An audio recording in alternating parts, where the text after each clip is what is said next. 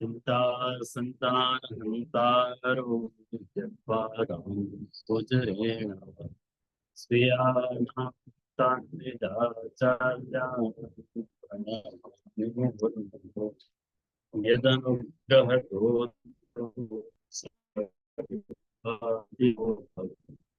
तमहं सर्वदा वन्दे श्रीमद्वल्लभनन्दनम् अज्ञानतिमिरान्धस्य विचक्षणाकया चक्षुरुन्मिलितं येन तस्मै श्रीगुरवे नमः।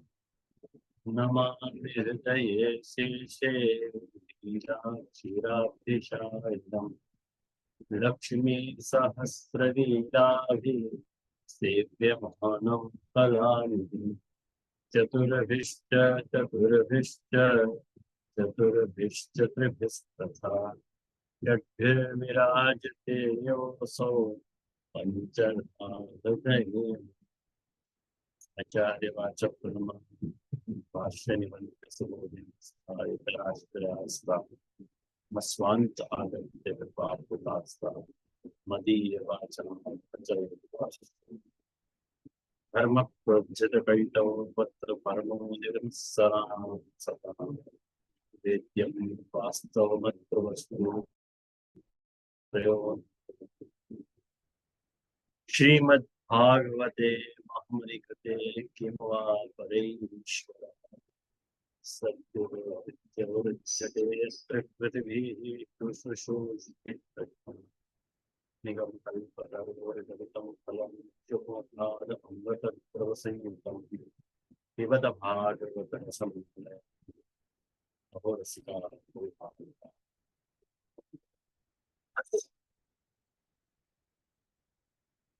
आज के प्रसंग में अपन वेणुगीत के प्रथम श्लोक को व्याख्यान देख रहे थे और सबसे पहले निशा बेन को कोई प्रश्न है वो अपन देख लें, फिर अपन प्रारंभ करें। धन्यवाद, प्रणाम जी। सॉरी, मैं तो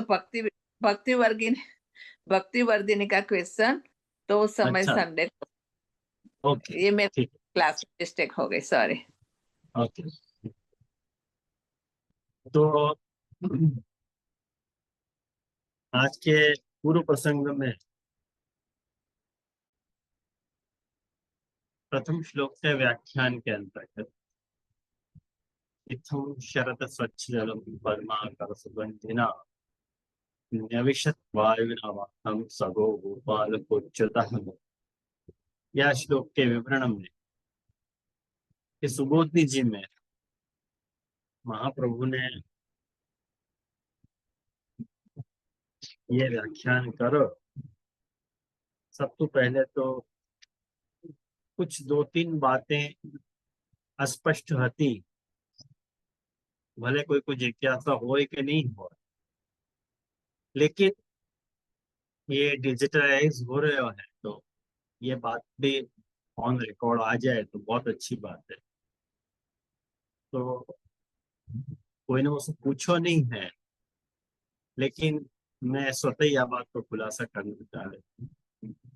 सबसे पहली बात, ध्यान तो आप देखो पेज नंबर 251 पे, तो वो दीजिए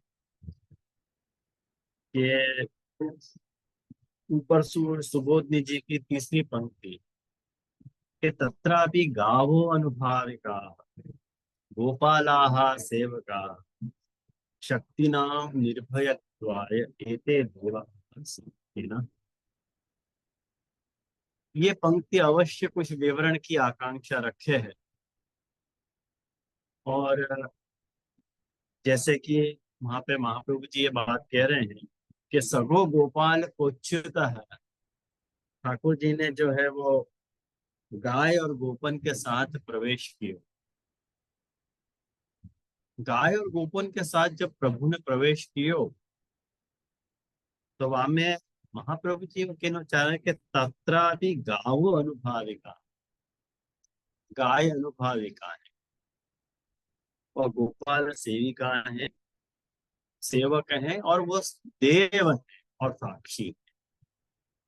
तो गाय क्यों अनुभाविका है, एक तो ये प्रश्न स्पष्ट है। तो दूसरा प्रश्न ये है तो कि मैंने पिछली बार बताई थी, लेकिन आप लोगों के प्रतिवाद में हमको ऐसा लगे कि आपको कोई विशेष जिज्ञासा या विषय की नहीं है कि देव साक्षी क्यों है, माने गोपाल देव क्यों है और उनको साक्षी पनो क्या है। जैसे लास्ट में उमंग ने कुछ प्रश्न जरूर पूछो तो या विषय में, लेकिन वो बात इतनी स्पष्ट नहीं हो पाई करके मैं पुनः या बात को स्पष्टीकरण करना चाह रहा हूँ। सबसे पहली बात तो यह बात को ध्यान से समझो।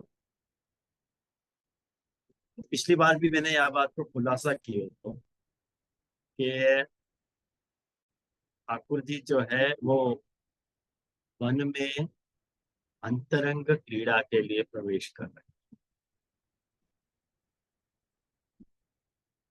और वो अंतरंग क्रीड़ा जो है भगवत संयोग आदि रूपा है।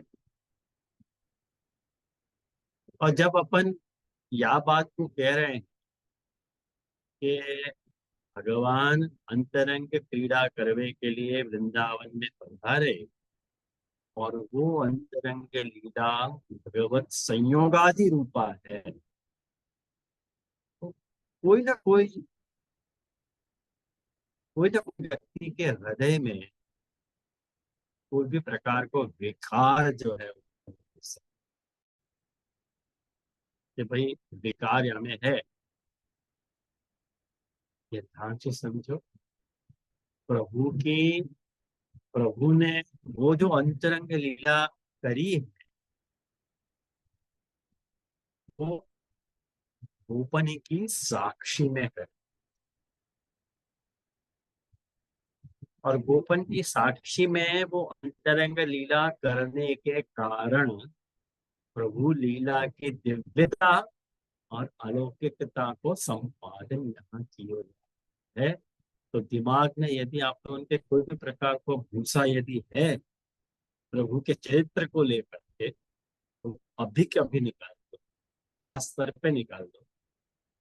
क्योंकि यदि अंतरंग लीला है तो एकांत में करनी थी।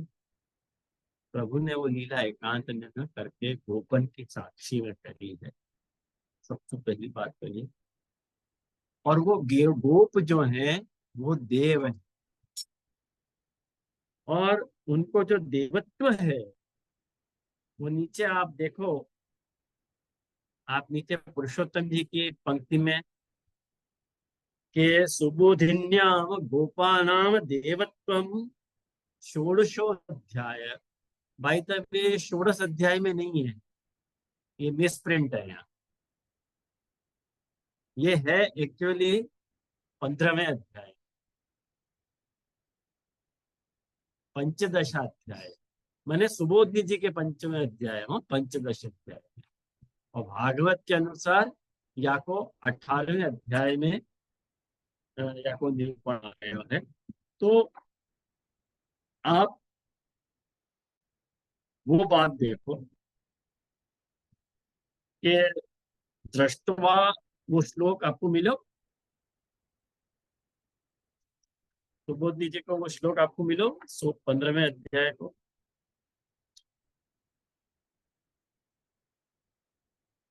दृष्ट मैंने पेज नंबर 162 शायद मिलो है वो सुबोधि जी में। हाँ,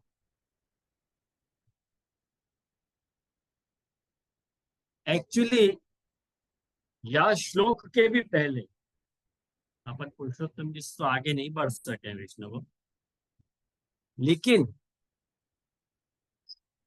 पुरुषोत्तम जी जहाँ बात की तरफ संकेत करना चाह रहे हैं वह देवत्व का खुलासा महाप्रभु जी ने यही अध्याय के 11वें श्लोक में किया है। आप देखो, बहुत सुंदर श्लोक है। अगर आप वो श्लोक देखो तो मैं आपको वाक्य बारे में बताऊं कि गोप जाति प्रतिच्छन्ना देवा गोपाल रूपिण, पेज नंबर 153। पुरुषोत्तम जी ने, फिर से मैं आपको ध्यान दिला दूं, पुरुषोत्तम जी ने गोपालन के देवत्व होने को प्रतिपादन श्लोक नंबर जो है वो 30 में किया है। लेकिन वासुदेव पहले 11वें श्लोक में भागवत का स्वयं देवन के गोपालन के देव होने को प्रतिपादन। और बाकी सुबोधि जी बहुत सुंदर सुबोधि जी है वैष्णव। हाँ, मैंने वो वैसे वो शेयर कियो तो ग्रुप में, वेणुगीत के ग्रुप में वो फोटो शेयर करा तो एक clip, अगर आपके पास टीका है तो वो बहुत बढ़िया रहेगा। देखो क्या कह रहे हैं भागवतकार के, गोप जाति प्रतिच्छन्ना देवा गोपाल रूपिण ईडिरे कृष्ण राम नटा एव नटम न। क्या पंक्ति है कि भगवान, हे महाराज, देवगण जो है गोप जाति प्रतिच्छन्ना देवा, अपने को प्रतिच्छन्न मतलब छुपा के कृष्ण और राम की स्तुति करने लगे, जैसे नट नट की बड़ाई करे। अब याद देखो, याद श्लोक की सुबोधिनी जी में महाप्रभु जी बड़ी सुंदर बात कह रहे हैं कि यथा भगवान प्रतिच्छन्न, जैसे भगवान छुपे हुए हैं। कहा? कृष्ण अवतार जब प्रभु ने लियो, तब प्रभु ने अपना अवतार जो को स्वरूप जो है छुपा लियो, उन मुग्ध बालक जैसा बना लियो। तो अपनो जो मूल स्वरूप है, मूल स्वरूप को छुपा लियो। तो महाप्रभु जी क्या कह रहे हैं कि यथा भगवान प्रतिच्छन्न, से भगवान ने अपने रूप को छुपाया है, एवं वही तरेसु भगवत सेवका अपनी गोप जात्यो प्रतिच्छन्न। वैसे ही उनके जो सेवक हैं, गोपाल हैं, उनके को गोप जाति में छिपा रखा, मतलब वो देव है। जैसे भगवान अपना स्वरूप छुपा करके गोप बालक के रूप में प्रकट हुए हैं, ऐसे प्रभु के सेवक जो हैं वो सब सारे देव हैं, जो कृष्ण के प्राकट्य की अभिलाषा कर रहे हैं कि आप प्रकट हो जाओ। तो वो स्वयं सारे देव भी गोपाल बन के प्रकट हुए, मैंने प्रभु के मित्र बन के प्रकट। ख्याल में आयो?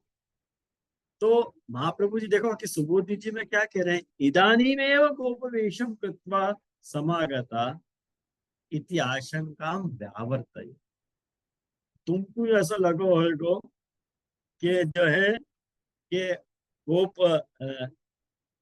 इदानी में वो गोप वेशम कृत्वा, यही वक्त गोप वेश धारण करके जो है आ गए होंगे सारे सेवक, वो देव। नहीं नहीं, गोपाल रूपी न, वो गोपाल रूप है। माने गोप युक्ता तथैव उत्पन्ना तेषु आविष्टा च अतः कृष्ण राम ईडिरे। अरे भाई एक बात समझो कि मैं ठाकुर जी, जब वक्त ठाकुर जी प्रकट होने वाले थे, वही वक्त जिन देवन ने ठाकुर जी की स्तुति करी थी, वाग के वही वक्त वो देव भी ये संकल्प उन लोगों ने लियो कि हम भी प्रकट होंगे आपके सेवक बन, आपकी लीला को रसपान करें। वहां से ये देवत्व गोपाल ने, ख्याल में आया? तो ये पंक्ति देखो।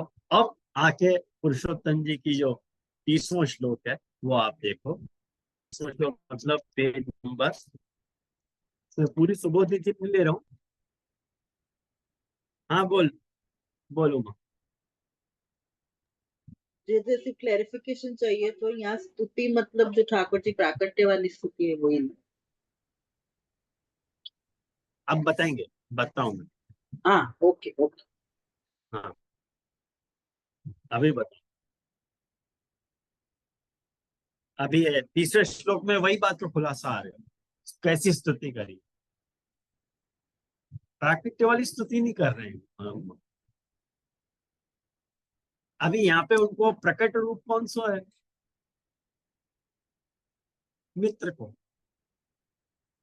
तो मित्र मित्र की कैसे स्तुति कर रहे? अरे वाह यार, तेने क्या काम कर दिया यार, तू तो यार बहुत हीरो है, ऐसे बोले ना दोस्त तो बस वही टोन में बोल। देखो ये पुरुषोत्तम जी याद दिला रहे हैं अपने को 30वां श्लोक 15वें अध्याय को।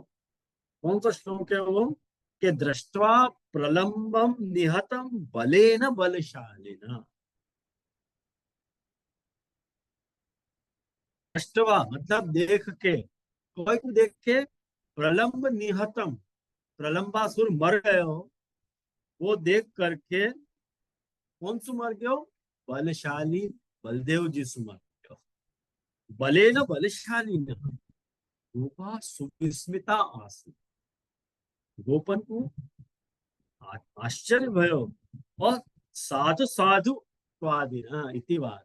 देखो ये स्तुति है, आई तो को ध्यान में। अब महाप्रभु जी आपको खुलासा देख कैसे कर रहे हैं।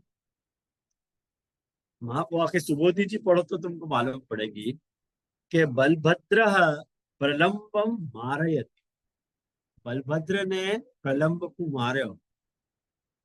इतना आश्चर्य, भाई ये कोई आश्चर्य की बात थोड़ी है।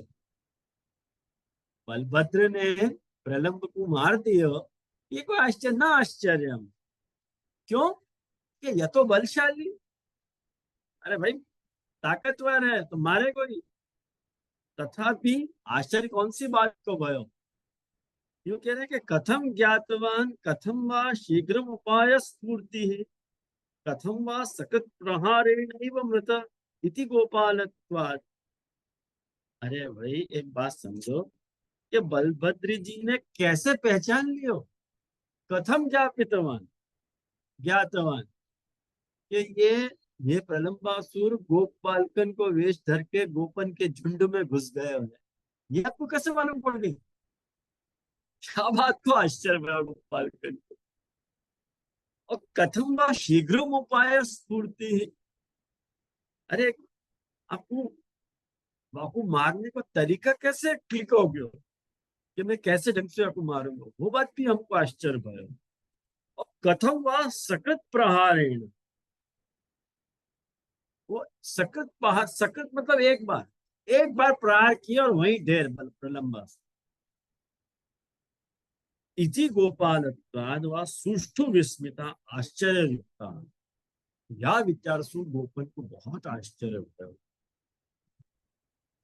अब मजे की बात देखो, अब है देखो प्रकाश, देखो आप लोग पेज नंबर 162 पे पुरुषोत्तम जी क्या क्या कर रहे हैं। दृष्टवा इत्यत्र, दृष्टा मतलब कहाँ का श्लोक है? मूल भागवत को। गोपा सुविस्मिता आसन, गोपन गोप जो है आश्चर्य को प्राप्त भय। इति पादे, या पाद में, मतलब श्लोक के 4 पाद हुए, तो ये तीसरो जो पाद है ना, दृष्टवा प्रलंबम निहतम, प्रथम पाद। भागवत जी देख रहे हो आप लोग? भागवत मेरे मुंह पे नहीं लिखा है श्लोक, भागवत जी देखोगे तो ही आपको मजा आएगी, नहीं तो गड़बड़ा होगी सारी बात। मेरे मुंह को दर्शन मत करियो, भागवत जी के पंक्ति देखो। दृष्टवा प्रलंबम निहतम प्रथम पद, बलेन बलशालिना द्वितीय पद, और गोपा सुविस्मिता आसन तृतीय पद, और साधु साधु इतिवादिना ये चतुर्थ। जो तीसरा पाद है वह तीसरे पाद में गोपा सुविस्मिता देवा, ये पाठ मिला पुरुषोत्तम जी को। वहां देवा मिसिंग है। महाप्रभु जी ने देवा पद जोड़ के व्याख्या लिखी है।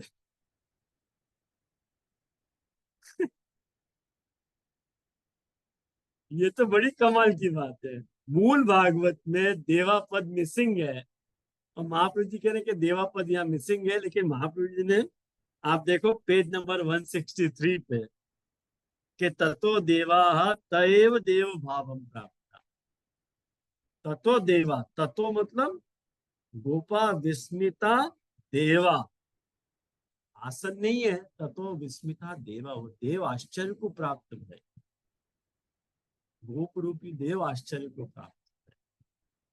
अब पुरुषोत्तम जी कह रहे हैं कि गोवा विस्मिता देवा इति पाठांतरम प्रतिभाति तद अंगीकृत्य, वह पाठ को स्वीकार करके महाप्रभु जी ने ततो देवा इत्यादि सुव्याख्या करी है, ऐसे पुरुषोत्तम जी की ये ड्यूटी है सुबोधनी जी की और प्रकाश की।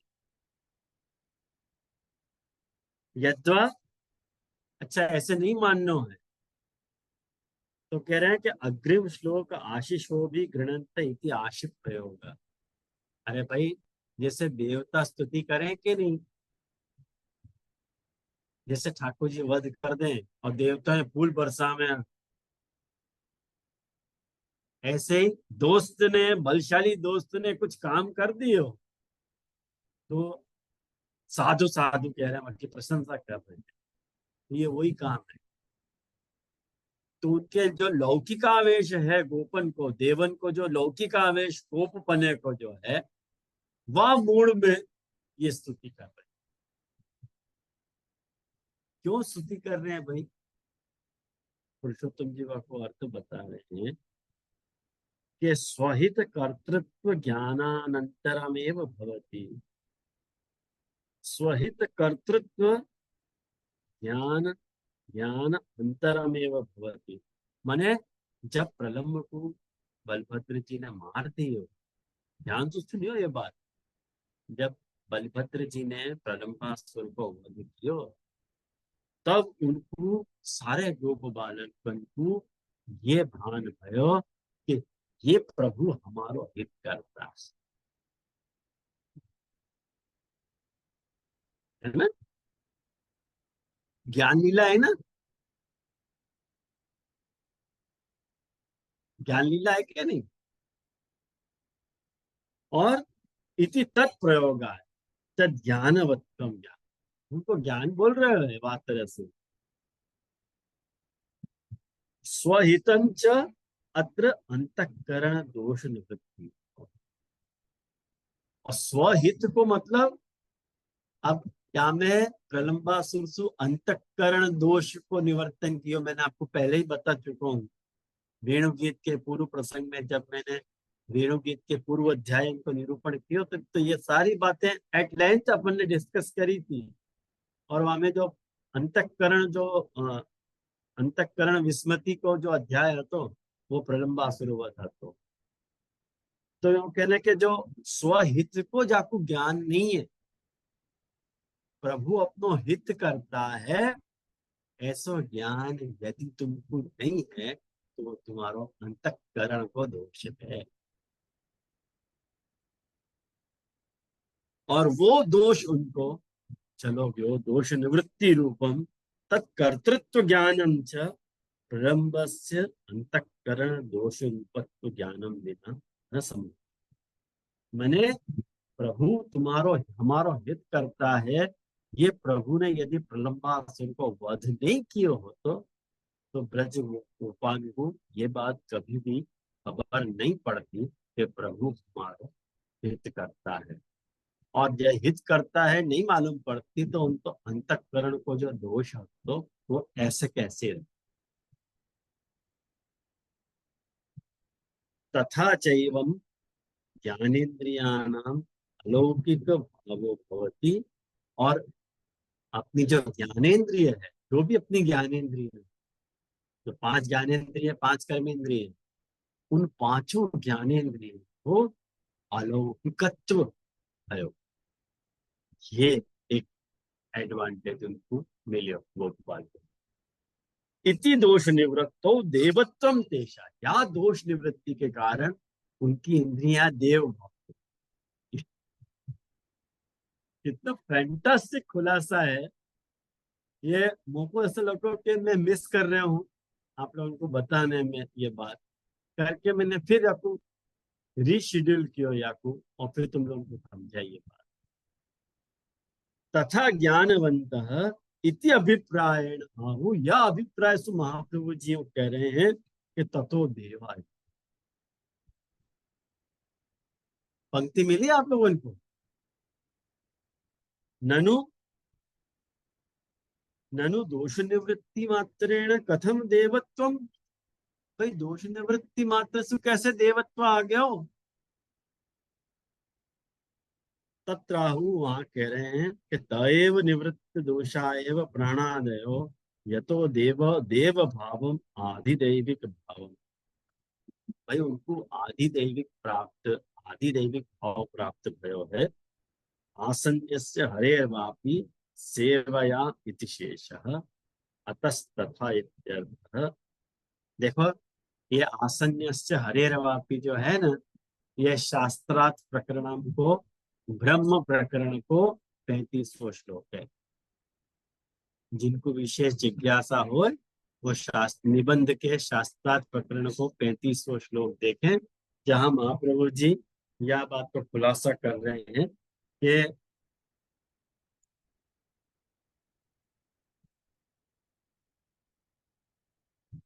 आसन्यस्य हरेर्वापि सेवया देव भावतः। ये बात कह रहे हैं। देखो महाप्रभु जी होते 35वां श्लोक में ये बात कर रहे हैं। आपके पास तो नहीं होगा,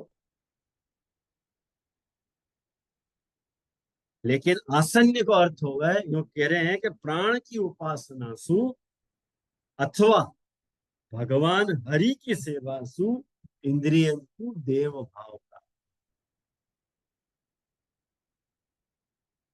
और देहादि को लय हो जाए। तो महाप्रभु किसी कोई ने पूछो कि अपने मन की गप ठोक रहे हो ना। महाप्रभु जी कह रहे कि मैं अपने मन की गप नहीं बता रहा हूँ। आसन्य सेवायाम इंद्रियाणाम देवतात्वम इति श्रुति ही सवाचमेव प्रथमा। ये बृहदारण्यक उपनिषद को 1:3-12 है। आप श्लोक देख लो। ये जहाँ बृहदारण्यक उपनिषद आपके पास होएगो कि नहीं होएगो, लेकिन गूगल कर लीजिए। बृहदारण्यक उपनिषद 1:3-12 में यह बात का खुलासा है। यूं कह रहे हैं कि श्रुति कहवे के वह प्रसिद्ध प्राण ने सर्वप्रथम वो प्राण ने वाणी को बुलाया। ये सब पूर्व बृहदारण्य का पैसेज है। कैसे इंद्रियां एक के बाद एक जो है वो देव भाव को प्राप्त हुए हैं। हमको क्रम से बहुत सुंदर मिलता है। ये पैसेज वहां देखना चाहिए। यहाँ या कोई विस्तार नहीं करो, नहीं तो अपना क्या के शास्त्र प्रकरण चलेगा फिर।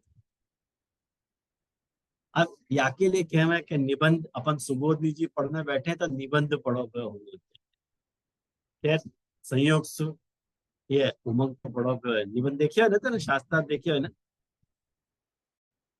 सवर्णी ने थोड़ा चलता तो बहुत शास्त्र थोड़ा बहुत ये वाला श्लोक है ना, तो जैसे आपने पहले ही समझाया। तो इंद्रियों की देवत्व और असुरत्व दोनों तरफ से खींचे है।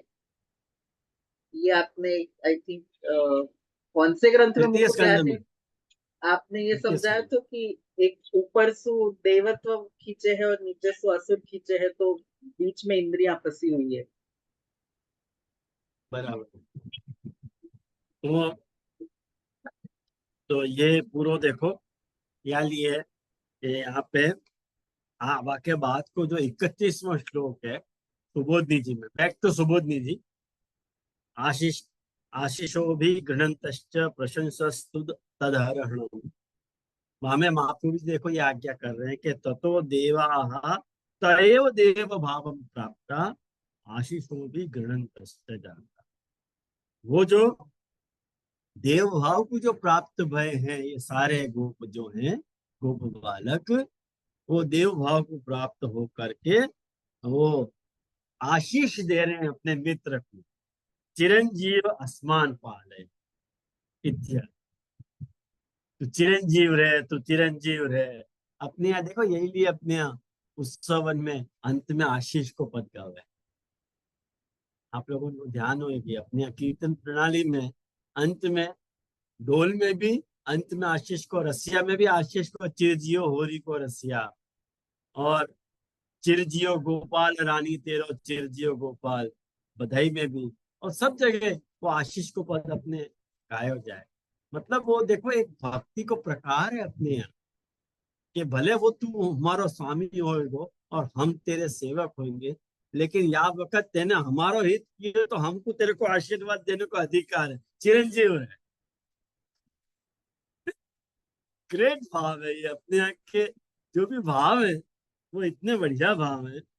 और यूं कह रहे कि तस्य अर्हणम यथा भवति तथा प्रशंसश्च निजां कृत्वा स्तोत्रमपि कुर्वत्। वो क्या स्तुति करी वो यहाँ नहीं बताया है, लेकिन वो साधारण स्तुति करी होगी इतनो अपन समझ सके। दोस्त दोस्त की जैसा प्रशंसा करे वह ढंग को गोपाल करने, यहाँ कोई बहुत भारी प्रसिद्ध स्तुति की बात नहीं है। ख्याल आया मुझे? तो ये बात अपन बैक टू वेणुगीत आ जाए। मैं आपको पूरा देखो यात्रा करा के बैक टू पवेलियन लाया हूँ मूल श्लोक के में। तो मैंने आपको ये बताया कि गोपाल कैसे, जो सेवक हैं गोपाल के, वो देव क्यों हैं और उनको देव भाव कैसे प्राप्त है। और वो देव साक्षी रूप देव हैं, कारण कि देव साक्षी हो गए हैं, कारण कि अपन जो भी करे हैं वह को देव अपनी साक्षी पर है।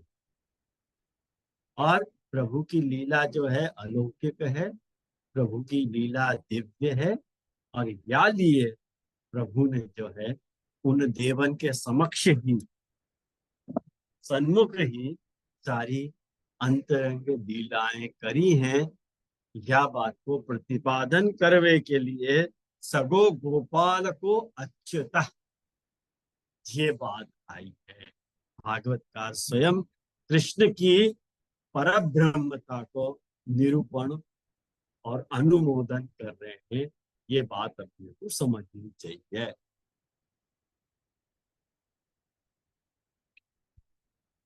ये सब बात हो गई, आप लोगों को ये पक्ष आ गया समझ में? बोलो हाँ। हाँ, अब मैं पीछे से एक और शंका लगा दूं। वो शंका ये है वैष्णव कि पेज नंबर 245, पेज नंबर 245 पे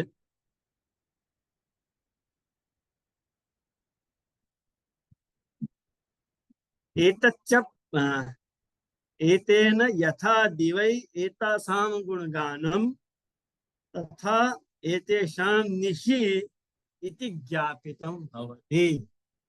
ये पंक्ति याद है आप लोगों को? सुबोधनी जी की ये पंक्ति नहीं याद हो तो मैं आपको या अनुस्मरण कराऊं। महाप्रभु जी कह रहे हैं कि एतेन यथा दिवै, दिन में गोपी जने गुणगान करें ठाकुर जी के चरित्र को, और रात एते शाम निशि तथा एते शाम निशि, ऐसे ही गोप बालक रात को गुणगान करें ठाकुर जी को, ठाकुर जी के लीला को। जब गोपी ठाकुर जी के साथ हैं तो वह लीला को गुणगान गोप बालक कियो करे हैं, लेकिन वह को निरूपण नहीं किया गयो है गुप्त होने के कारण। ख्याल में आया?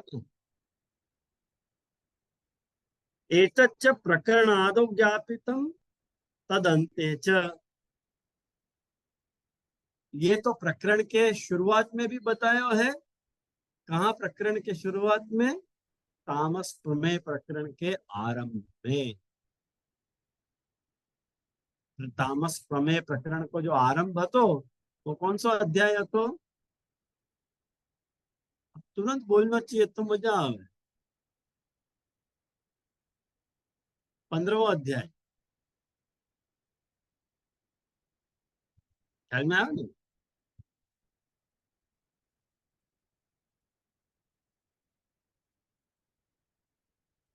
भागवत को 15वां अध्याय, ये तामस प्रमेय प्रकरण को आरंभ है, तो वहां में ये बात बताई थी। अब देखो पंक्ति वहीं देखो, आगे वहीं देखते रहियो।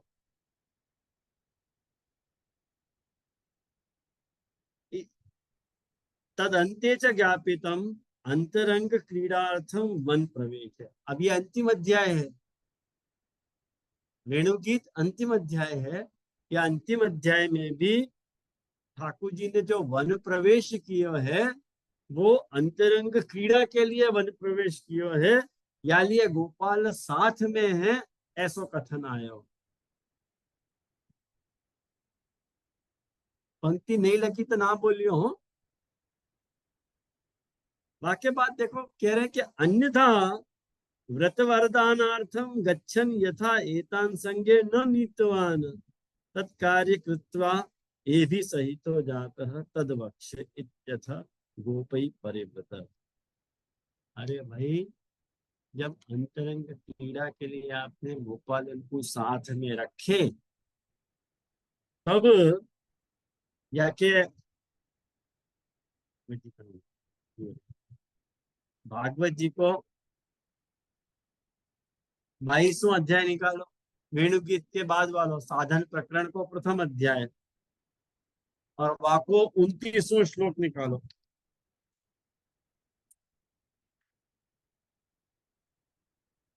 अथ गोपै परिवृतो भगवान देवकी सुतः वृंदावनात् गतो दूरम चारयन् गाः सहाग्रजः। मिलो श्लोक, साधन प्रकरण को प्रथम प्रथम अध्याय, मतलब 22वें अध्याय को 29वां श्लोक। अर्थात ठाकुर जी वहां पे सुखदेव जी ये कह रहे हैं कि हे परीक्षित, एक दिन कृष्ण बलराम और ग्वाल बालन के साथ गौवे चराते हुए वृंदावन से बहुत दूर निकल गए। वृंदावन से बहुत दूर निकल गए। बाप वक्त ठाकुर जी ने गोप बालकन को साथ नहीं रखे थे। व्रत वरदान प्रसंग में चीर हरण जब लीला करी, तब गोप बालकन को साथ नहीं रखे हैं। हमेशा तो कहते रहे कि साथ में रखे हैं, साथ में रखे हैं, अब क्यों नहीं लियो।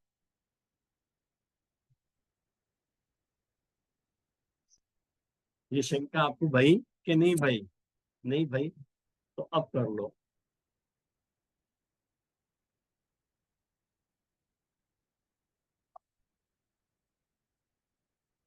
देखो, सीधी बात है, कहते खुलासा में क्या बात को समझो। हाँ बोल।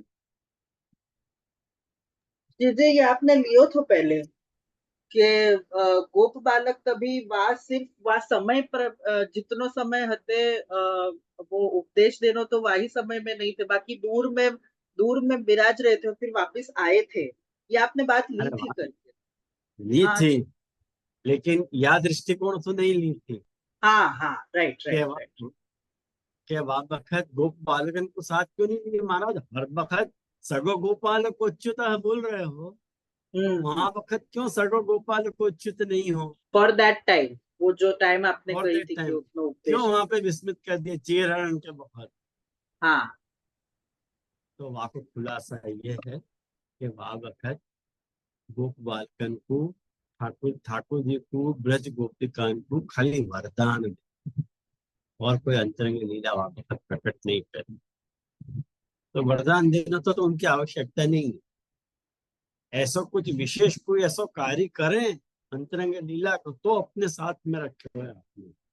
खाली वरदान वगैरह देना तो साथ में नहीं रखे। वहां तो कुंभाव को दान किया है ठाकुर जी ने।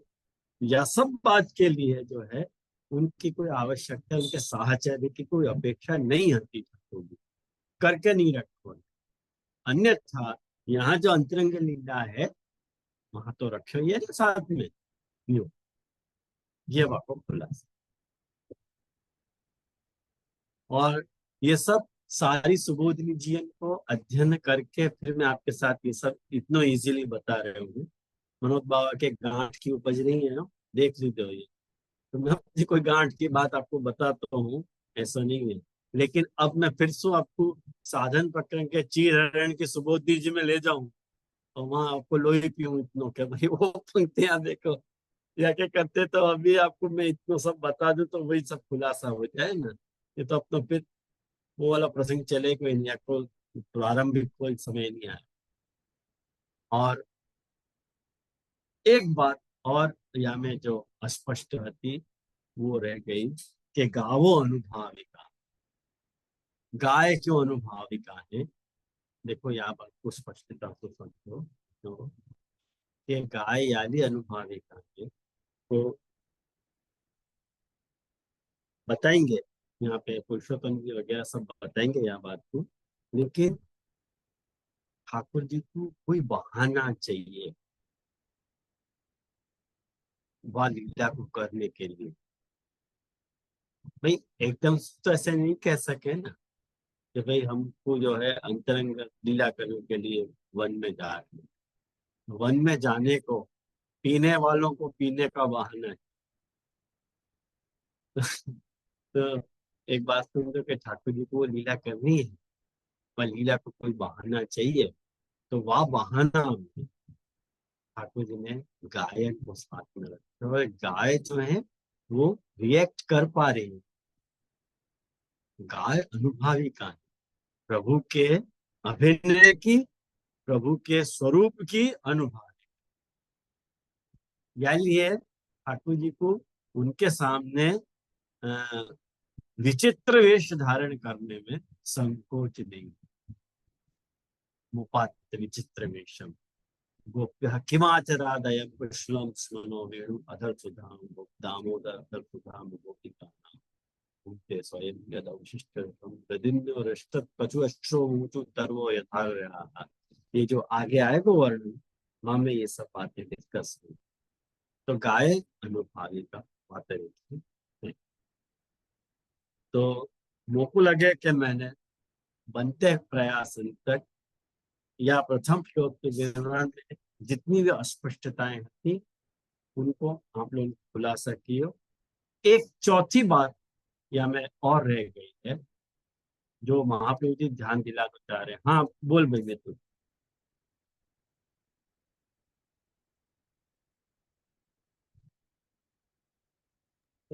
दोनों समझे। जैसे अनुभाविका मतलब यहाँ में भी ऐसा लेना, कोई गायन को भी आसक्ति करवाई, जैसे गोपालन को आसक्ति करवाई ठाकुर जी ने, गोपीकान को करवाई, वैसे गायन को भी वो आसक्ति में करवाई है, वही अर्थ लेना अनुभाविका मतलब। हाँ हाँ, बिल्कुल। चल, वही समझ। हम्म। अब देखो अपन ने यहाँ में कहाँ तक देखो तो रेणुकूट के श्लोक में प्रथम श्लोक में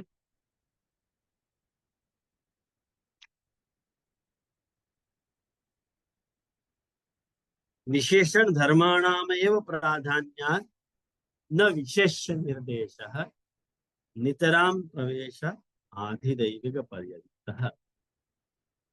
अब आप देखो ये महाप्रभु जी की गूढ़ दृष्टि है, तो महाप्रभु जी यात्रा को व्याख्यान कर पा रहे हैं। नहीं तो और कोई के बस की बात नहीं है यात्रा से व्याख्यान कर। अब यहाँ पे देखो नाम वृंदावन को नहीं लियो, यो कहो कि ठाकुर जी ने प्रवेश करो, इतनी बात करिए। अरे भाई जा वृंदावन के धर्मन को निरूपण आप इतने जोर शोर से भागवतकार कर रहे हैं कि शरत स्वच्छ जल है, पद्माकर सुगंधिना है और वायु बह रही है। अरे इतनो सब वर्णन करो, वृंदावन को नाम क्यों नहीं ले लियो। महाप्रभु जी कह रहे हैं कि विशेषण धर्माणाम एवं प्राधान्य, जो उनके विशेष धर्म है वृंदावन के उनकी प्रधानता है। या लिए न विशेष निर्देश, या लिए जो विशेष है मतलब वृंदावन में विशेष है वहां का वर्णन नहीं कर रहा।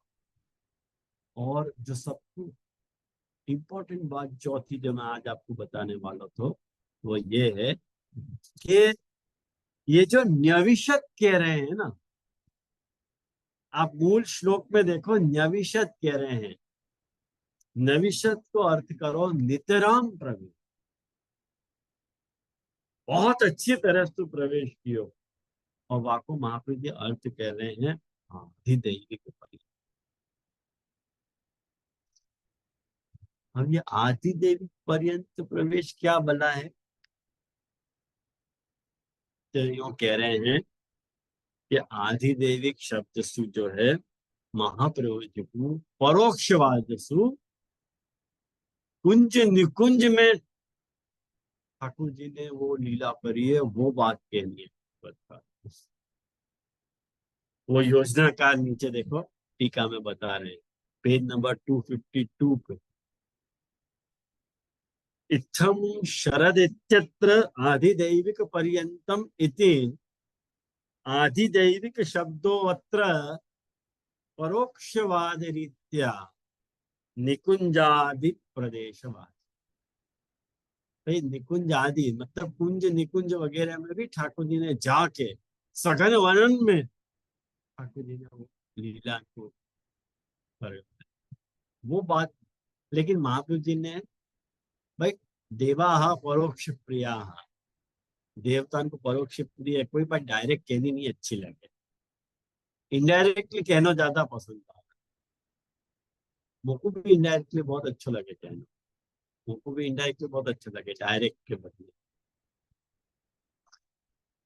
तो महाप्रभु जी को भी ऐसा पसंद है परोक्षवाद से कहना कि भाई आदि देविक पर्यंत प्रवेश है। अब तुम समझ जाओ क्या कहना चाहता, खुलासा नहीं है कि लोगन की दृष्टि और लोगन की समझ बात रसो है कि नहीं है, खाली एक शब्द वापरती हो आदि देविक पर्यंत प्रवेश।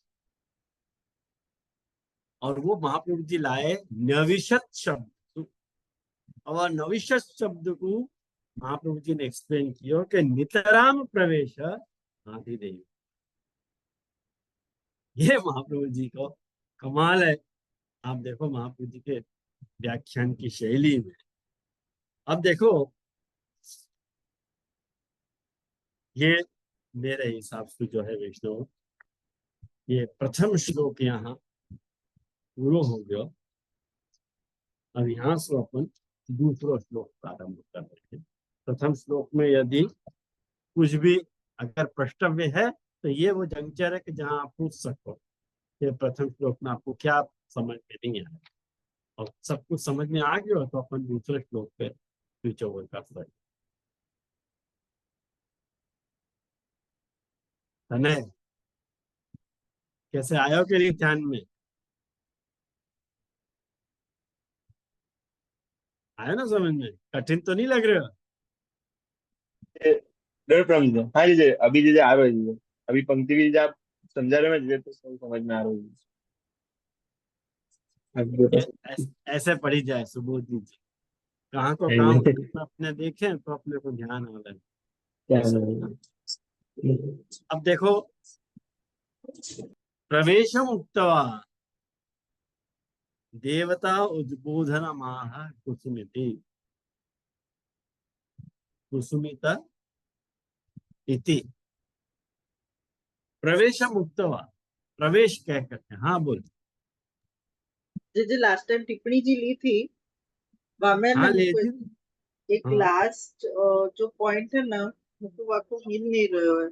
तादृशत्वम तादृशत्वम अंतरंगत्वाद गोपेश्वस्तिति साक्षीवत मुक्तम। या को अर्थ मुझको मेरी बुक में मिल नहीं रहे तो या लिए पूछो, मैंने अब थोड़ा समझा पाए तो सिर्फ लास्ट और ही है। वो गोप बालकन को देव रूप कही ना, हम्म और गोप बालकन को साक्षी कही। देव है तो यदि साक्षी हुए हैं यथा परमात्मा। यथा परमात्मा। हम्म के तादृशत्वम, गोप बालक वैसे हैं और कैसे हैं, अंतरंगत्व, अंतरंग होने से वैसे हैं। और यानी वो गोपन में है, गोपेशु अस्ति इति साक्षित्व, यानी उनमें साक्षीपनो है, ऐसे का यस। है। अब दूसरे श्लोक के उत्थानिका में महाप्रभु जी कह रहे हैं कि प्रथम श्लोक में प्रवेश कह करके देवता को उद्बोधन कह रहे हैं, कुसुमित इत्यादि शब्द। अब दूसरे श्लोक में देखो क्या कह रहे हैं।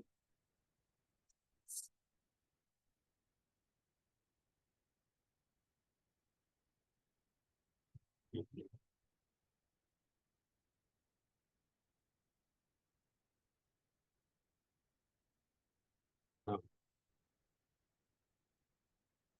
अब भूल मत जाइयो, यहाँ दूसरी विद्या आ रही है सांख्य, अपन ने देखी थी, वो सब दिमाग में रखियो। अब बार बार कहने की जरूरत नहीं है। अब कुसुमित वनराजी सुष्मि भृंग द्विजकुल जुष्ट सरह सरीन महित्रम मधुपति अवगाह्य चारयन गाः सह पशुपाल बलश्चुकूज वेणुम। मने कुसुमित वन राजी, वन राजी मतलब वन, वन की जो पंक्तियां हैं, बहुत सारे वन, मैंने वन, बहुत सारे वन को जो समूह है, मामे कुसुमित, कुसुमित वन राजी मतलब कुसुमित फूले हुए वन में सारे फूल खिले हुए हैं या ढंग से। और वो जो वन की जो पंक्तियां हैं, उन पंक्तियों से जो पैदा होने वालों जो रस है, और वह रस की जो सुगंध है, वह सुगंध के मदसु जो भौराएं हैं वो उन्मत्त उड़ रहे हैं। और पक्षी इनके समूह से वहां पे ठाकुर जी ने कैसे वन में प्रवेश कियो कि पक्षी इनको समूह है। आप लोगों ने देखी होगा कि पक्षी मंडरा रहे हैं, बहुत अच्छा लगे वो एरिया जहाँ पे पक्षी मंडराते रहे ऊपर और तरह तरह की बोली कर आवाज निकालते रहे।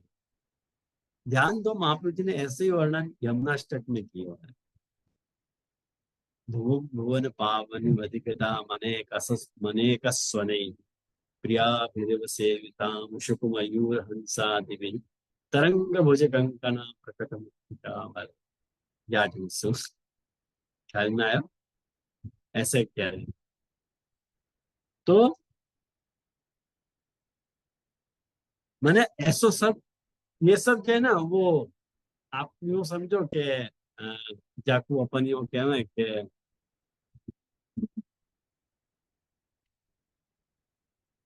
रस को पुष्ट करने वाले, रस को जो उद्दीपन विभाव है, उद्दीपन विभाव, हाँ उद्दीपन विभाव आवे ना, उद्दीपन विभाव यहाँ पे प्रकट हो गया है, ख्याल है ना?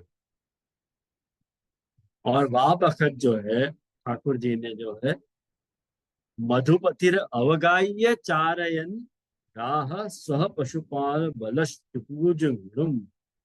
ठाकुर जी बलदेव के साथ गैया चरा रहे हैं और वेणुनादन वहां पे ठाकुर जी ने किए। प्रभु को स्वरूप या तरह को रसात्मक कृष्ण को स्वरूप यहाँ पे वर्णित करो भयो है। ये अपनो सांख्य, ये अपनो ज्ञान है, ये यहाँ पे बताना चाह रहे हैं। अब जब रसात्मकता की बात चल रही है तो वह रसात्मकता के निरूपण में महाप्रभु जी सुबोध नीति में एक बात आज्ञा कर रहे हैं कि मधुपति ही गाह चारयन वेणु चुकुज। चुकुज मधुपति ने गायन को चराते भय वेणु बजाई। मधुपति ही गाह चारयन वेणु चुकुज, वेणु बजाई। तो आपको वर्णन महाप्रभु जी कह रहे हैं कि वसंताधिपति ही सरसः श्रृंगारात्मा धर्मम कुर्वन् क्रिया ज्ञान शक्ति सहितो देवता उद्बोधनाय वेणुनादम कृतवान। ठाकुर जी वो कह रहे हैं, देखो क्या वर्णन कर रहे हैं कि वसंत को जो अधिपति है कौन? मधुपति। मधुपति से यहाँ पे वसंत को अधिपति लियो, है ना, मधुपति संबोधन किया है ना, तो वासु महाप्रभु जी यहाँ वसंत लाए, वसंताधिपति लाए। अब जब वसंताधिपति को लेके आए तो कहना पड़ेगा कि सरस श्रृंगार आत्मा धर्मम, माने वो श्रृंगार आत्मा है, और वह श्रृंगार आत्मा ने क्या किया, मने गायन को चराते भय, ये गोपाल को धर्म है, गाय को चराना गोपाल को धर्म है, तो धर्मम कुर्वन, धर्मम मन धर्म क्या, गाय चराना, गायन को चराते भय घास चारयन वेणुम चुकुज, ये पंक्ति है ना पूरी, आपको महाप्रभु जी याद रह सकते हैं। बजाते भय मने करते भय क्रिया ज्ञान शक्ति सहितो देवता उद्बोधन है, मने देवता को उद्बोधन कर है, देवता को उद्बोधन किया है क्रिया ज्ञान की शक्ति सहित। या को अपन देखेंगे नीचे की पंक्ति में पुरुषोत्तम जी और गोसाई जी आपको कैसे एक्सप्लेन कर रहे हैं, अभी आप या लेवल पे इतने समझो। और उद्बुद्धा देवता सामग्री अभावान न रता भवन्ति इति भगवतो मधुपतित्वम निरूपितम। एक बात समझो कि भगवान मधुपति हैं, और भगवान मधुपति होने के कारण जो है, एक बात समझो कि भगवतो मधुपतित्व निरूपितम, भगवान को मधुपति होना यहाँ पे निरूपित किया है। या लिए ठाकुर जी में सारी सामग्री विराज रही है, सर्व सामग्री भावान न रता भवन्ति इति भगवतो मधुपतित्व निरूपितम, मैंने भगवान को सारी सामग्री भगवान में विराजमान होने के कारण भगवान को मधुपतित्व यहाँ पाया। और जब भगवान को मधुपतित्व यहाँ निरूपित किया जा रहे है तो विभावाधीन निरूपित, जो विभावादि जो सामग्री है वो यहाँ पे, माने विभाव मतलब आलम्बन विभाव और उद्दीपन विभाव। हाँ बोल भाई।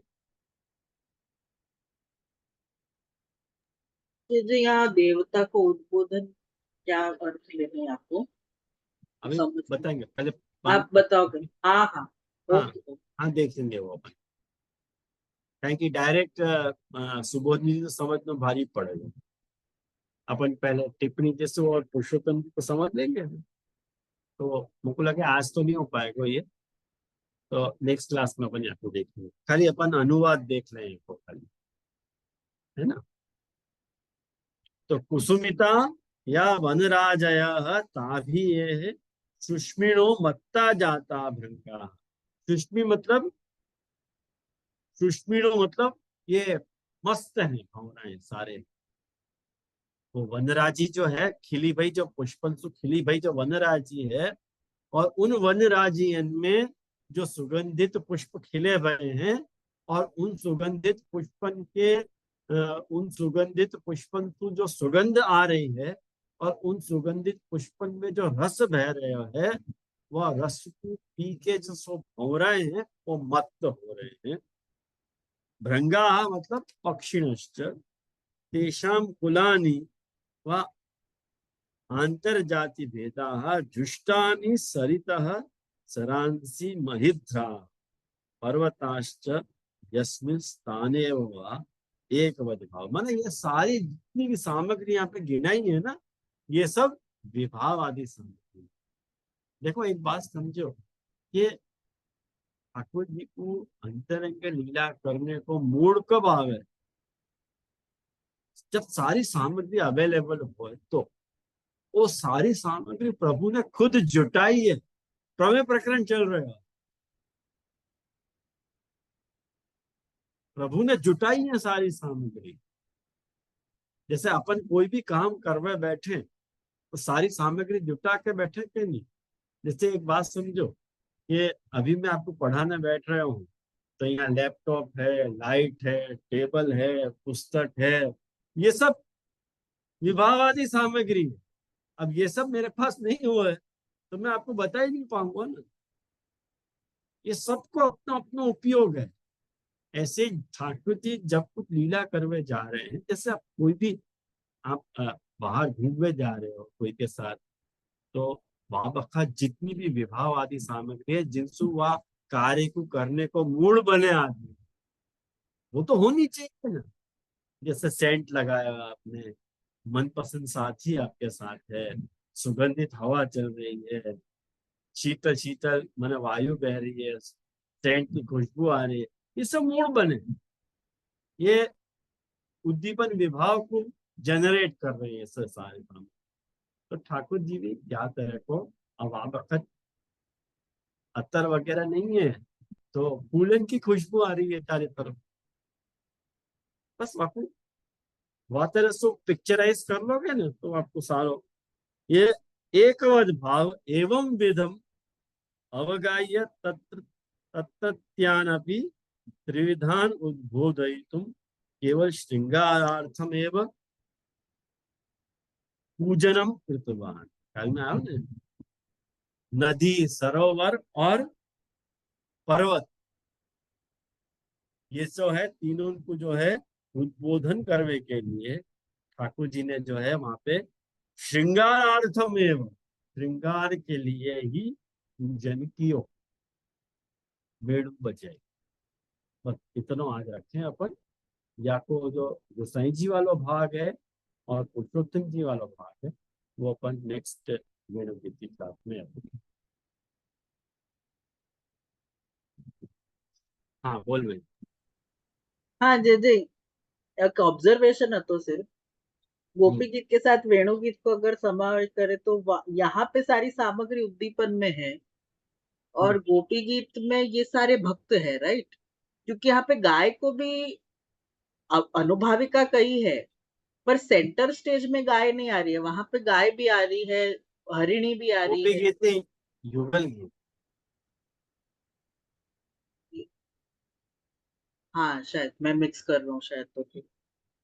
हाँ तो मतलब यहाँ पे जैसे अनुभाविका की भी बात आई ना, तभी भी ये क्वेश्चन आयो ध्यान में कि अनुभाविका है तो गोपीजन जब भी वर्णन कर रही है तो सिर्फ वहां गाय को सिर्फ एक मेंशन करके छोड़ दियो, मतलब ऐसे क्यों कर रहे हैं? मतलब कोई कारण सिर्फ ये धर्म के हिसाब से कि गोपाल को धर्म है गाय चरानो, वह हिसाब से गायन के साथ वो आपने प्रवेश कियो, पर वहां पे जब भी गाय अनुभाविका कह रहे हैं पर गाय को कुछ वर्णन आगे मतलब समझ नहीं आ रहा था कि वो भक्त गाय तरीका को अनुभाविका है, ऐसे कुछ जैसे युगल गीत में बात आ रही है वैसे कुछ है या कुछ और?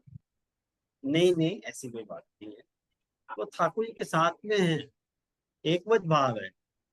एकवत भाव है ना यहाँ पे भक्तत्व भाव नहीं है। नहीं, वो सारी माने ठाकुर जी तो गौपालन देख, जो अहीर है माने जो गाय चराने वाले हैं उनको गाय के साथ जो है वो सहज भाव है, तो वो आपको अलग से मेंशन नहीं कर रहे हैं, वो ऑलवेज साथ में ही है, उनके समझ लेंगे। कहीं कि अगर गाय नहीं होगी तो ये सब लीला ही नहीं हो सकेगी। हाँ तो मतलब यहाँ अनुभाविका को अर्थ ऐसे समझ सकते हैं कि गाय को चराए वे के लिए वहां पधारे, ये हेतु वाह बहाना, वाह बहाना, या वाह प्रकार वाह से अनुभाविका। हाँ, को गुसाई जी एक्सप्लेन करेंगे हो, ओ अच्छा, गुसाई जी आपको एक्सप्लेन करेंगे, बहुत अच्छे एक्सप्लेन करेंगे। अच्छा। अपन देखेंगे नेक्स्ट क्लास में। आज जी मैंने जितनी सारी बात समझाई है ना, उस सारी बातन को वो सारे गुसाई जी आपको बहुत अच्छा एक्सप्लेन करेंगे। हाँ बोल मित्र। चलो संजय, ये लास्ट क्लास में आपने ऐसे समझाया तो कि जो गोपीजन है और गोप बालक ठाकुर जी की शक्ति है, शक्ति रूपा है, और वो अलौकिक है, नित्य है और आदिदैविक है। तो यहाँ पर जो 5 विधियां आप एक एक श्लोक में बता रहे हो, तो ये 5 विधियां भी अपन को आदि देवी की विद्या ही समझनी ना चाहिए? मतलब जैसे 5 अपने देह में जो लगी भई है वो तो आदि भौतिक अविद्या है, और अपन जो करेंगे प्रोसेस वो आदि भौतिक विद्या से करेंगे। पर यहाँ पर जो भी विद्या है वो आदि देवी की समझनी है कि फिर मतलब जो अपनी है वही समझनी है, वो छोड़ो। क्योंकि यहाँ पर जो सांख्य को भी जो आपने कही है अभी, तो मुझको एक क्वेश्चन हो कि जैसे सांख्य में प्रभु ने महत और प्रकृति के जो आदि भौतिक तत्व करे थे, वैसे ही यहाँ पर प्रभु ने ऐसा माहौल क्रिएट करके आदि देवी की सांख्य भी कियो है। तो वैसे समझना आदि देवी या मतलब अपने और उसके बीच में कुछ डिफरेंस ऐसे समझ लो 5 विद्या में। ये तो यहाँ ना आदि भौतिक समझनो है ना आदि दैविक समझनो है, या आध्यात्मिक विद्या समझ। आध्यात्मिक विद्या समझ। कहें कि जो भी है वो विद्या वो दिखाई नहीं दे रही है, अरे दीजिए। वो मैंने पहले ही खुलासा कर दिया तो यह बात को, अब मुझको याद नहीं है 5-6 क्लास या 6-7 क्लास पहले जब ये सारी बात बताई थी कि विद्या को निरूपण जब आ रहे हो 5 विद्या इनके बारे में बताया, तब ये आपको खुलासा भरा तो कि ये सब हाँ, आपने कियो आध्यात्मिक की तो विद्या है। आध्यात्मिक विद्या है। आध्यात्मिक की विद्या आधिदैविक विद्या नहीं है, लेकिन वो आध्यात्मिक की विद्या इतना जरूर है मिथुन कि वो आध्यात्मिक की विद्या पुष्टि मार्ग के नेचर से अपन कैसे लेते हैं, आपको अपन ने पुष्टि मार्ग ये करण जरूर किया।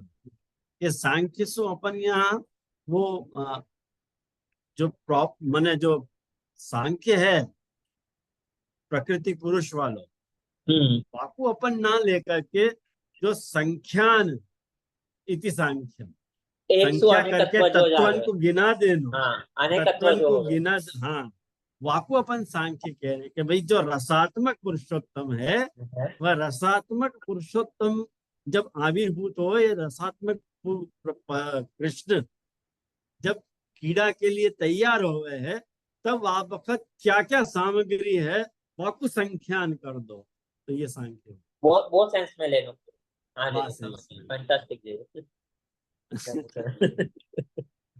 तो અને મિતુલભાઈ ઓલું જે શક્તિ વાળો હતો ને લાસ્ટ ટાઈમ મારો પ્રશ્ન હતો કે શક્તિ કહી દીધી તો પછી આગળ અહીંયા ભાગવતજી કમ્પ્લીટ થઈ જવા જોઈએ. हाँ, आई दैट इज द आंसर. जरा આપણે શક્તિ ગણીએ છીએ તો उनको मूल स्वरूप शक्तित्व है, पर यहाँ लीलात्मक में वो भेद है. लीलात्मक है। તો એટલે that's the reason આગળ જે છે એ વાત ચાલુ છે. हाँ, लेना सुनो। तो यहाँ अपन रखें, तो मेरी इच्छा थी कि अपन आज जब वो महावीर जी की बधाई वाला एक पद ले लें,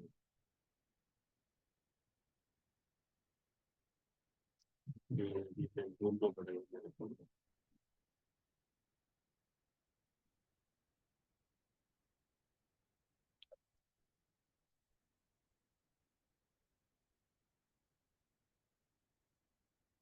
एक आश्रय को पद अपन ले लें। तुम शरणागत आयो श्री वल्लभ, तुम शरणागत आयो, सब दुख दूर भय तुम देखत,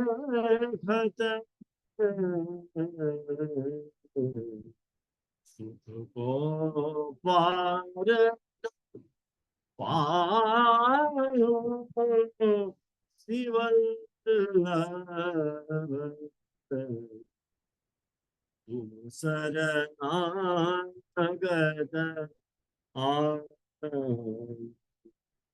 आज्ञा ते श्री गोवर्धन धर को ब्रह्म संबंध करा,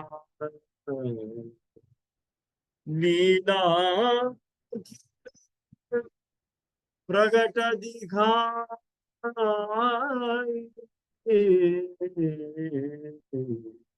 सेवा सुख ही बतायो श्रीवत्स,